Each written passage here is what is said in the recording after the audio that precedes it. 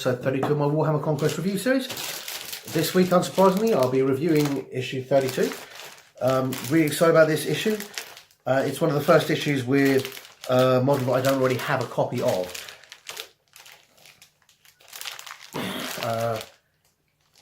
Yeah, I bought Dark Imperium, so I had some of most of the guys before, and of course I bought the Reavers because they were awesome, and the Psycho because it was awesome, although I've done a nice little conversion with the Psycho I got from Warhammer Conquest. But I have not had the Apothecary, and frankly, he looks amazing. Let's crack this bad boy open and see what we've got inside. Well, I say see, you can see what we've got inside the plastic, but let's have a closer look.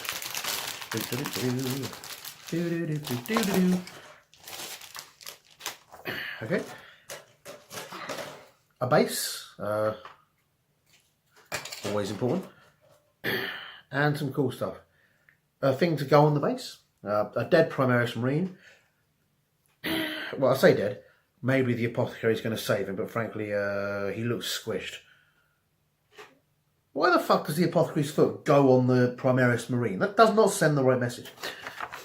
You can see here that the Apothecary's foot goes on the Marine. Obviously, an amazing bedside manner the Apothecary's got there.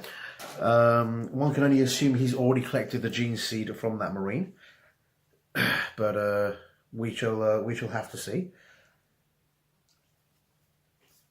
Quite a detailed model, this one. Quite a few bits and pieces. You can see we as you almost always have in these things, we have a bare head there, and we have a helmeted head there, and you can choose which you want. With Apothecaries, I suppose it's not as weird to have them bareheaded. They're probably floating around the back of the lines more than they are in the front. They are medics, but frankly, I think I'll probably put the helmet on this if I don't swap it straight out for Space Marine. If for another reason, then it's got that cool, you can see that? Just trying to... Will you focus? Focus, full. Nope. You've got a cool little cybernetic augment and light attachment there. Got some cool stuff here. For some reason, best known to the model makers themselves, the front pauldrons of the legs attached separately, so that's pretty cool. You've got a nice little shoulder pad there with the Apothecary symbol on there, and a bunch of cool bits and pieces, including some needles, some bionic arms, and that. This one comes with a couple of spare pieces, which is nice. You've got your basic gun there, or if you want, you could probably remove that because you've also got your basic gun there. You've got your Apothecary kind of needle stabby thing there, and both those go for the same arm. So if you use your needle stabby thing, you've got an extra little bolt pistol there, which is cool.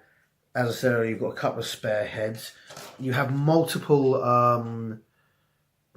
attachable Apothecary arms there, so I'm not sure you need both. So that gives you a few spare bits and some other odds and sods here, which go on. I'm wondering if those, yeah, those bits, those tiny bits there attached to the gun. This one's got some very delicate pieces, so you really want to be careful when making this one. That's probably the best argument for going through the Apothecary pistol, in that these really thin bits here can actually be seen here, so they're going to be really delicate. This is not a model that is going to transport easily. Yeah, with all these bits on it, all these things, this is one that could potentially damage. Could potentially be damaged very easily in transport. So when putting it together, you probably want to think about that as well. Just, you know, there's nothing worse than having a beautiful model go into a case and having a broken piece of plastic come out of it. But that's all down to personal preference and how good your carry case is. Okay, let's get into the actual magazine itself. I could spend all day looking at this plastic. It's just amazing. The detail's fantastic on this thing. Anybody out there who's bought issue 32, I really think you're going to enjoy it. Right, we have again standard front page signed by Ian, our spiritual liege.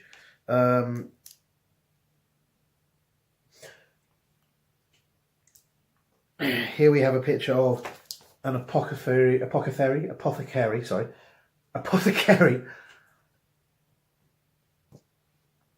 and a couple of his servitors there. It looks like he's taking the gene seed out of a space marine. The space marine does not look like he's happy about it, but then again, what are you going to do? Nice explanation of what the apothecary is there. As always, fantastic artwork.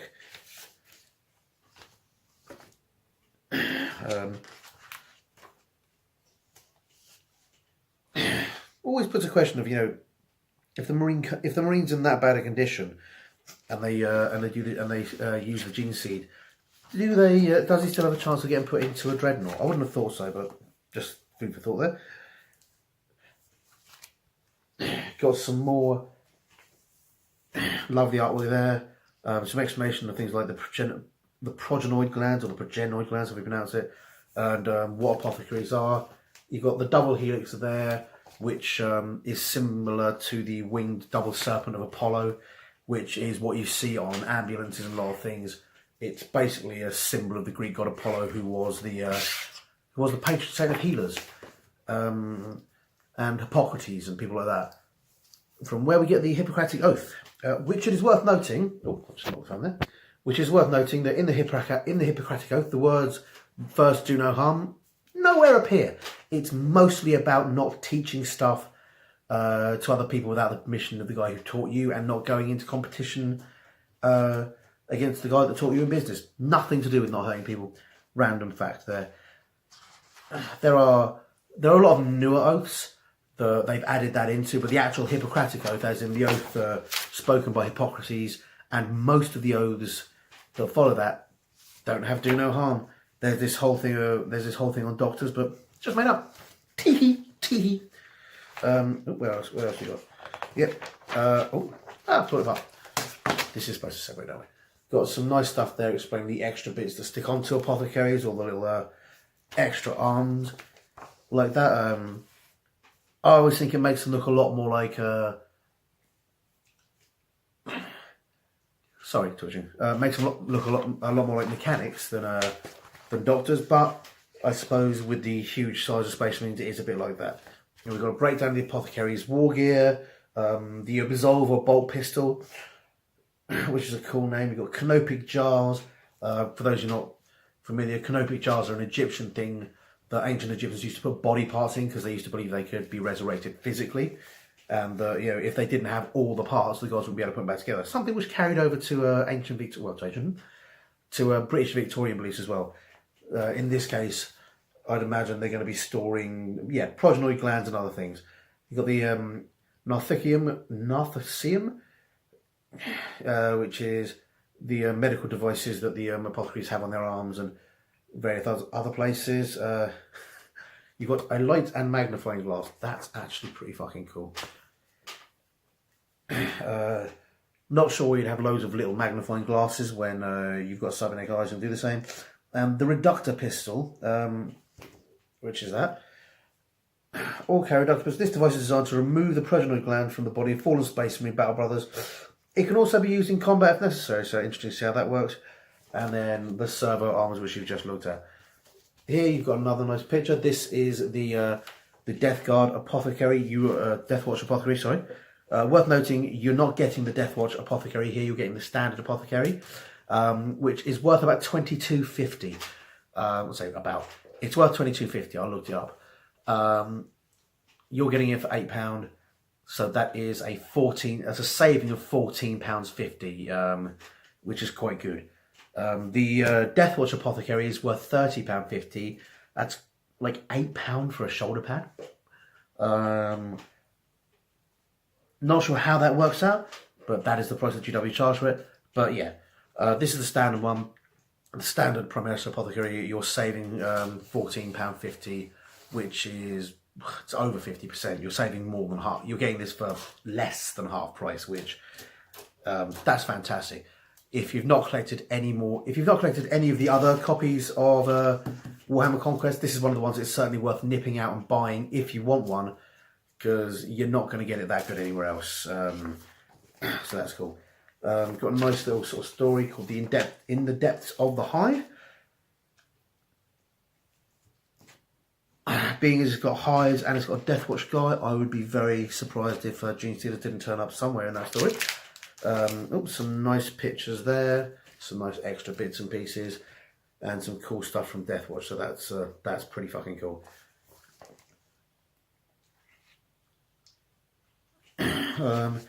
Obviously we've got the how to build here. Clipper and glue safety, less than someone loses an arm.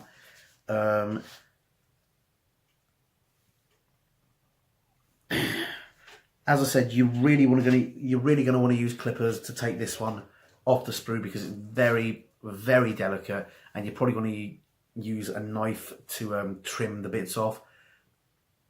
Use a new blade. Just absolutely use a new blade. Don't use an old blade. Don't use anything that's even vaguely blunted. Some of the bits you're going to have to trim off are that delicate that unless they're flat against the cutting surface with a brand new blade, you are going to snap the fuckers. So yeah. Use a new blade on this. If you have to swap, if you have to just take out blade you only put in 2 days ago, do it. Just straight on new blade. It goes here. It's going through the optional part. You know, so you've got the revolver, the revolt. Brain. You've got the Absolver bolt pistol or your other little mechanical device there. You've got either your little drill there, or your saw. I think the idea of the drill is it's supposed to drill through the bone so that you can then go in and just yank out the progenoid gland. Yeah, it's worth noting that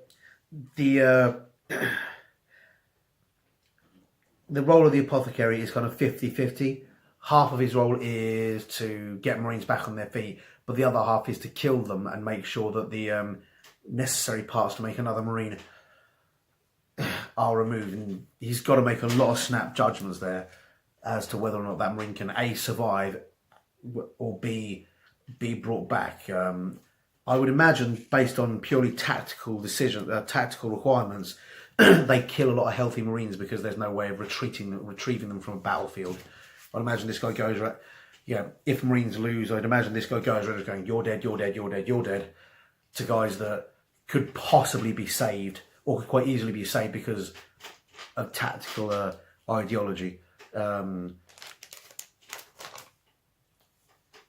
Simply for the fact that if you lose a Marine, it's bad, but if you lose the Marine's progenoid gland, you can't create another Marine.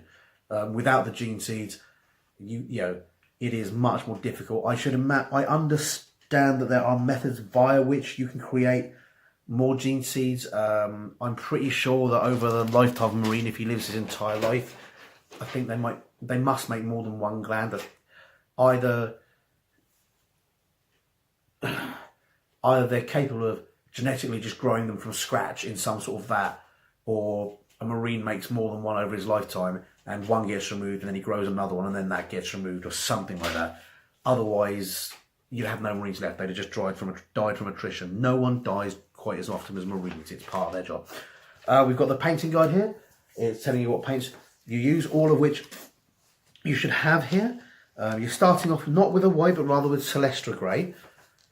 So that's going to be good. It is often easier to start painting with greys and then build up than it is to paint with whites and then wash down. You often get a very dirty look. What's that in his hand?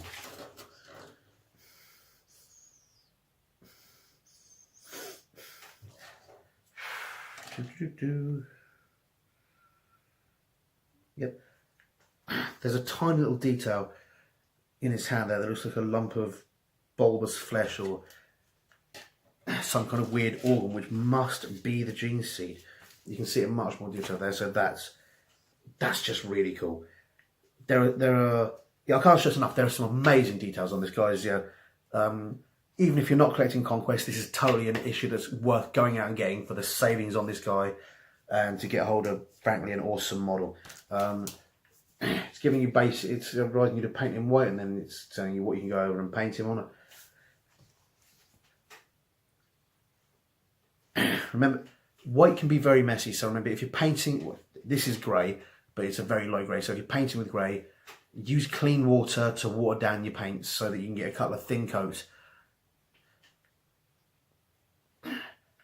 And you will get a better effect. Don't use dirty water. Don't go back and do it later after you've done other things. You know, use a completely clean pot of water to avoid getting any kind of dirty effects when watering down your paints. That's pretty cool. And if you're going over, if you're doing all these details and you get a bit on the white, again, when you go back and just touch it up, get a clean pot of water, because the lighter colours are very easy to make look dirty, and this guy is going to be very, very pale. He's a light grey, if not white anyway. Nice cool stuff here. More nice cool stuff here. Yeah, you can see here that they got little bits where they spilt on the white, and when you go back, any bits where you go back over in and neaten up, which is perfectly acceptable to do. Just make sure you get it nice and clean. Yep.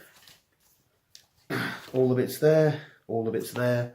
I think this is a much more complex model than we've done before. So this one's going to be more fiddly. If you have just started painting with Conquest, don't worry about it. This is what you've been building up to. And if you make a mess of it, no one gives a fuck. It's a model. You know, it's fine. Don't worry about it. Next awesome model you'll paint, you'll do better.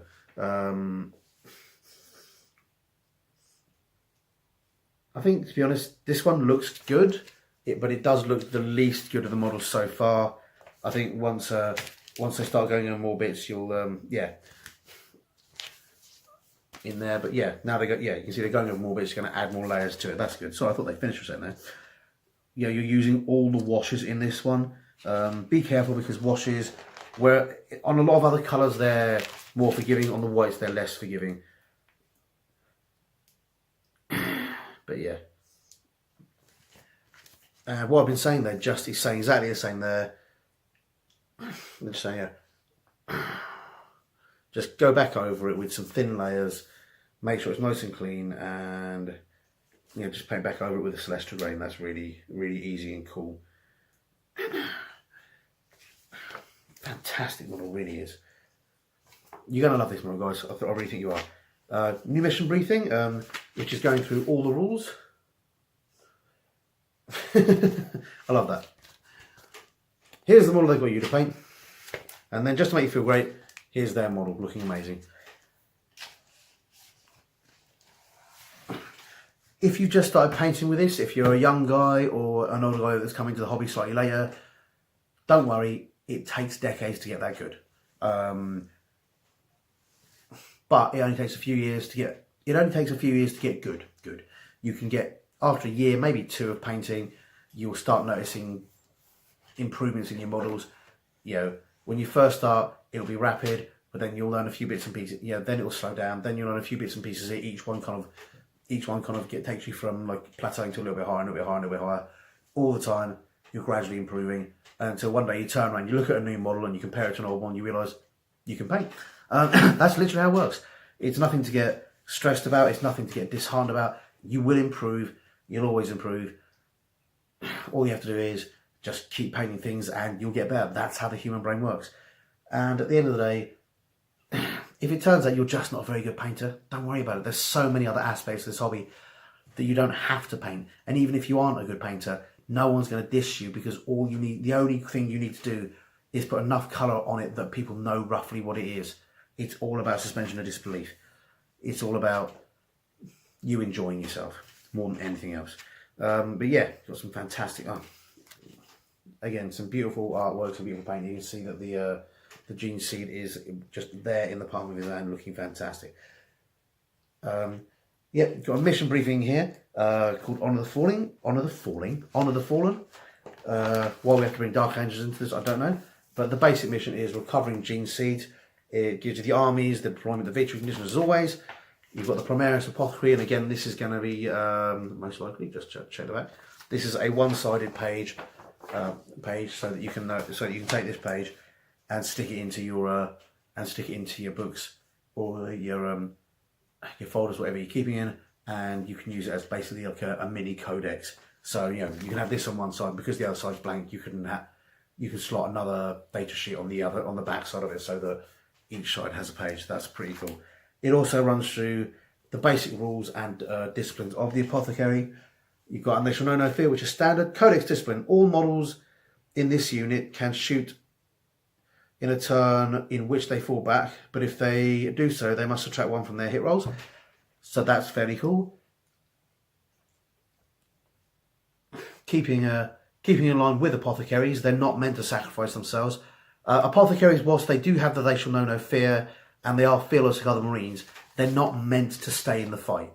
Unlike other Marines, they're not meant to fight to the death because they're carrying the future of the chapter. If things go bad, they're meant to retreat. They're meant to run away. They're meant to run as fast as their massive legs can carry them back to the dropship. And if everybody else dies, but they survive, that's supposed to be considered an acceptable loss, because that means that the Marine chapter continues, and give it a few years while they implant staff, train and grow Marines, they can come back. Whereas if 3 or 4 Marines, if you send in 100 Marines and 50 of those die and the apothecary dies, you've lost 50 Marines.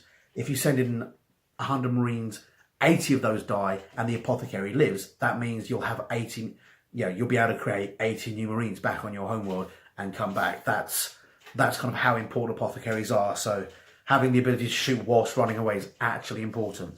They're not cowardly, they're just advancing in the wrong direction because they've got to think of the future of the chapter. So that's cool. Of course, in any given game, you don't have to do them like that.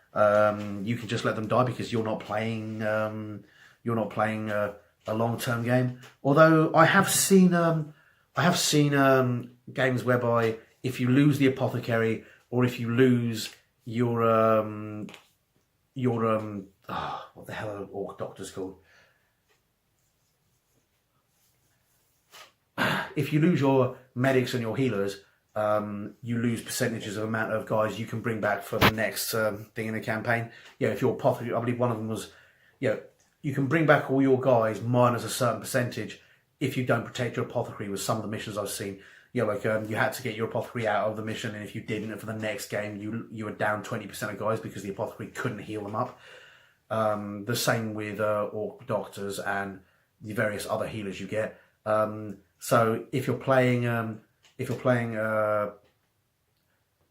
God damn it, I wish I had a brain sometimes. If you're playing campaigns, that's the word. If you're playing campaigns, I've seen people use interesting bits like that.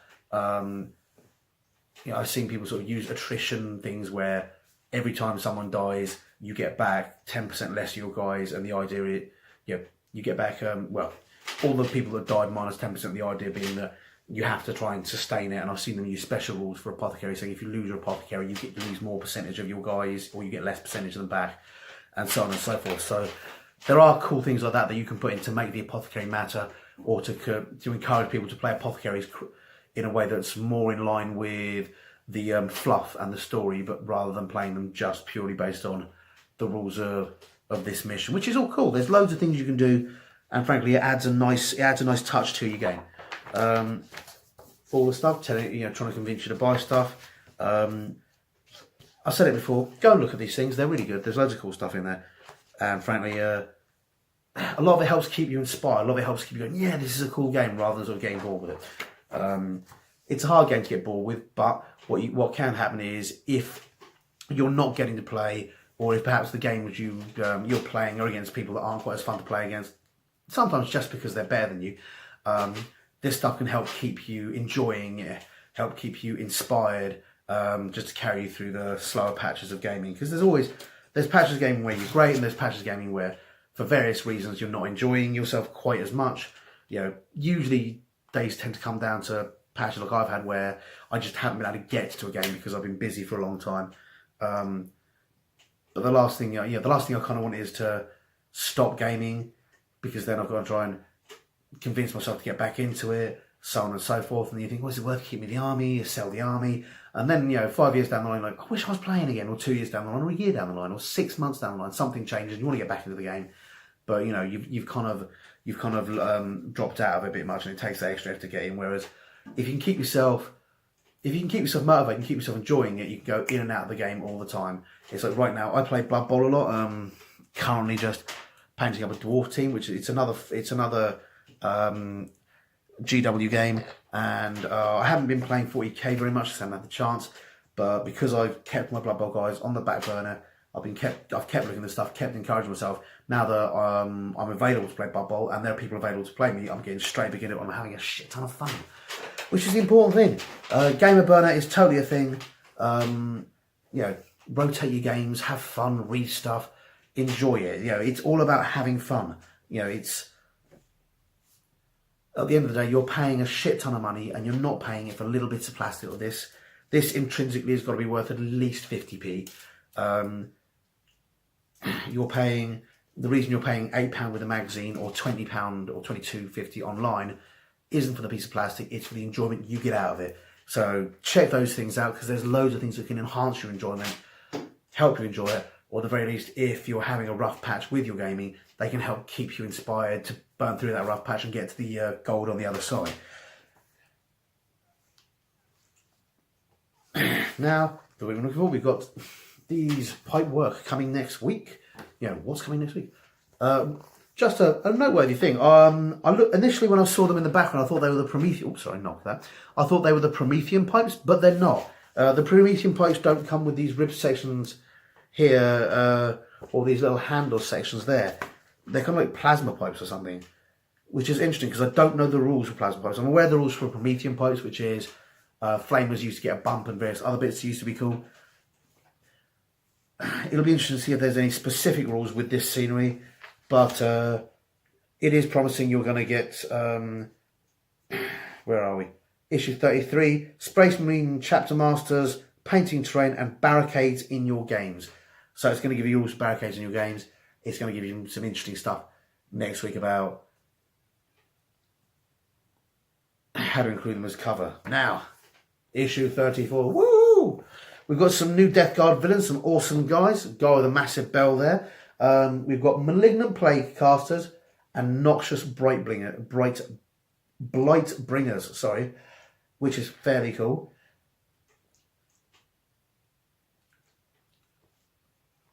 I don't know exactly what they are because I'm not familiar with Death Guard, but being as it's got detailed guides, new missions, and new psychic rules there, I'm going to guess at least one of these guys is a psyker.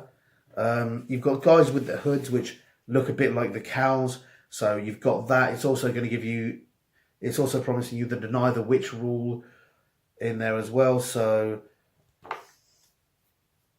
we've had the Psyker come in for the Space Marines. Looks like we're going to get the Psyker in for the Death Guard. That should be really cool. The rules will be, sorry, just straighten up. The rules for Death Guards in Psyker, or Psykers in Death Guards, will be fairly similar. Sorry, give me a second, guys. No, it's not straight. There you go. Will be fairly similar in their basics, but the details of where the cool stuff's going to come in, the psychic powers are going to be much more plague-based, much more disgusting. So that should be a really exciting episode to look forward to in 2 weeks. Yeah, that's that. Hope you guys enjoyed that. Hope to see you guys next time. Have a nice weekend. Or weekend. Have a nice day. Hi guys, hope you enjoyed that video. And if you did, remember to like and subscribe to my channel. I'm also on Facebook and Twitter. Not sure why, but I am. So if you like it, see me there. And please tell your friends. Thanks very much. Bye.